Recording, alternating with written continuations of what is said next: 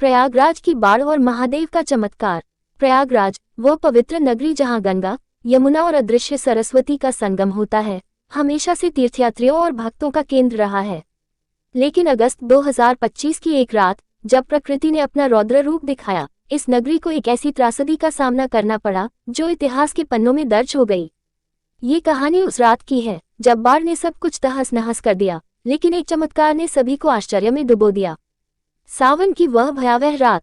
सावन का महीना था। प्रयागराज में भक्ति का माहौल चारों ओर फैला हुआ था। संगम के घाटों पर भक्त भोलेनाथ की पूजा में लीन थे, मंदिरों में घंटियों की गूंज थी और हर तरफ हर हर महादेव का जयघोष सुनाई दे रहा था। लेकिन मौसम ने अचानक करवट ली। कई दिनों से हो रही मूसलाधार बारिश ने गंगा और यमुना का जलस्तर खतरे के निशान से कहीं ऊपर पहुंचा दिया।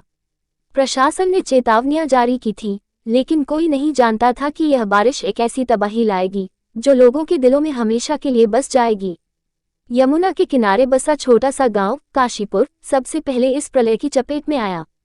रात के अंधेरे में गांव वाले सो रहे थे जब पानी उनके घरों में घुसने लगा। इसी गांव में रहती थी लक्ष्मी, एक साधारण गृहिणी जो अपने 3 बच्चों 8 साल की काव्या, 10 साल के अर्जुन और 5 साल की छोटी सी माया के साथ अपने कच्चे मकान में थी। लक्ष्मी का पति रमेश मजदूरी के लिए शहर गया हुआ था। रात के करीब 1 बजे जब पानी उनके घर की दीवारों तक पहुंच गया, लक्ष्मी ने अपने बच्चों को जगाया। छोटी माया डर से कांप रही थी। लक्ष्मी ने उसे गोद में उठाया और अर्जुन व काव्या को साथ लेकर घर से बाहर निकलने की कोशिश की। लेकिन बाहर का दृश्य और भी भयानक था। सड़कें नदियों में बदल चुकी थीं और पानी का बहाव इतना तेज था कि घर, पेड़ और यहाँ तक कि मवेशी भी बहते नजर आ रहे थे। बाढ़ का कहर और टूटता पुल। प्रयागराज के कई इलाके बैरहना, झुंसी और संगम क्षेत्र पानी में डूब चुके थे। गंगा और यमुना का जलस्तर इतना बढ़ गया था कि मंदिरों की सीढ़ियां तक पानी में समा गई थीं। संगम के पास का प्रसिद्ध मंदिर, जहां भक्त रोज पूजा करने आते थे, पानी में डूब चुका था। घाटों पर बनी छोटी मोटी दुकानें, आश्रम और झोपड़ियां पानी के साथ बह गई थीं। ड्रोन से ली गई तस्वीरें दिखा रही थी कि पूरा शहर एक विशाल समुद्र में तब्दील हो चुका था।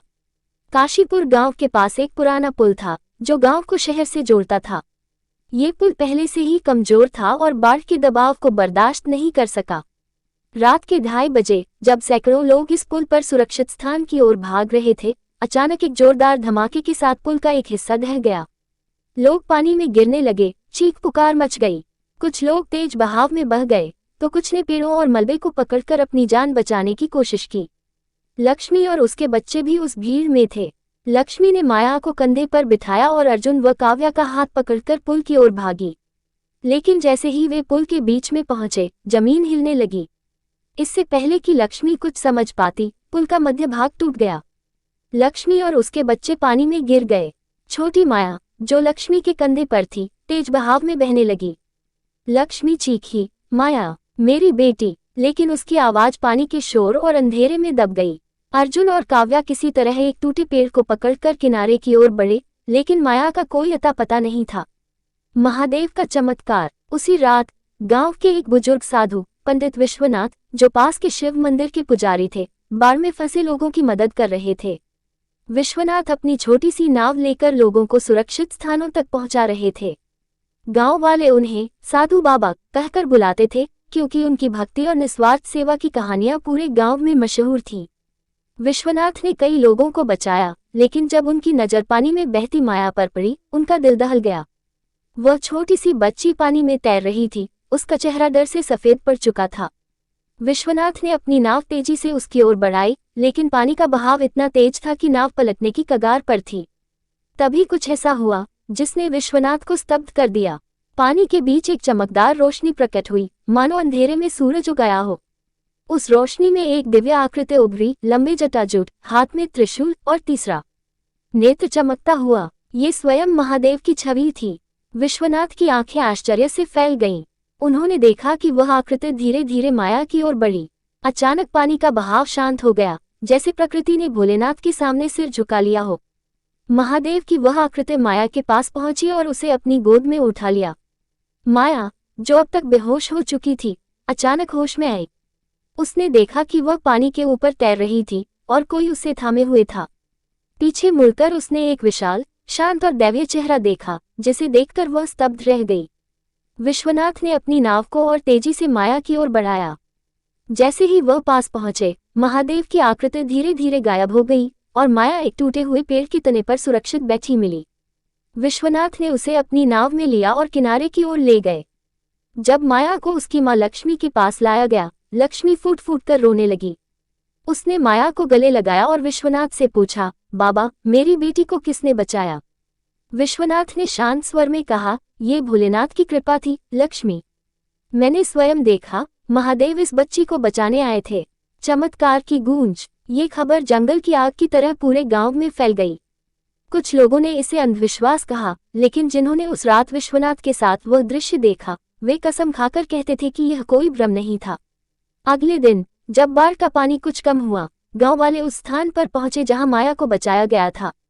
वहां उन्हें एक चमत्कारी दृश्य दिखा। पानी के बीच एक चट्टान पर एक छोटा सा शिवलिंग प्रकट हुआ था, जो पहले कभी वहां नहीं था।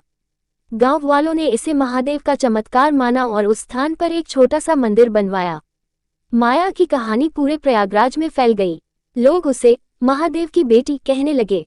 स्थानीय समाचार चैनलों ने इस घटना को कवर किया और सोशल मीडिया पर यह कहानी वायरल हो गई। कुछ लोग इसे चमत्कार मान रहे थे, तो कुछ इसे प्रकृति के प्रकोप के बीच विश्वास की ताकत का प्रतीक मान रहे थे। बाढ़ ने प्रयागराज को भारी नुकसान पहुंचाया। हजारों लोग बेघर हो गए और कई गांव पूरी तरह तबाह हो गए। लेकिन माया की कहानी ने लोगों में एक नई उम्मीद जगाई। नई शुरुआत। प्रशासन ने राहत कार्य शुरू किए और एनडीआरएफ की टीमें दिन रात लोगों को बचाने में जुटी रहीं। लक्ष्मी और उसके बच्चे एक राहत शिविर में शरण ले चुके थे। माया, जो अब पूरी तरह स्वस्थ थी, अक्सर उस रात को याद करती। वह कहती, मम्मी, उस रात मुझे लगा कि कोई बहुत बड़ा और दयालु इंसान मुझे बचा रहा था। उसके चेहरे पर बहुत शांति थी। लक्ष्मी मुस्कुराकर कहती, वह इंसान नहीं, स्वयं भोलेनाथ थे, बेटी।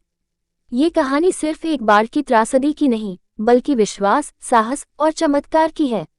प्रयागराज की इस घटना ने लोगों को सिखाया कि जब सारी उम्मीदें खत्म हो जाती हैं, तब भी कोई न कोई शक्ति हमारी रक्षा के लिए आती है। माया की कहानी आज भी काशीपुर गांव में गाई जाती है और वह छोटा सा शिवलिंग, जो पानी के बीच प्रकट हुआ था, अब एक तीर्थ स्थल बन चुका है।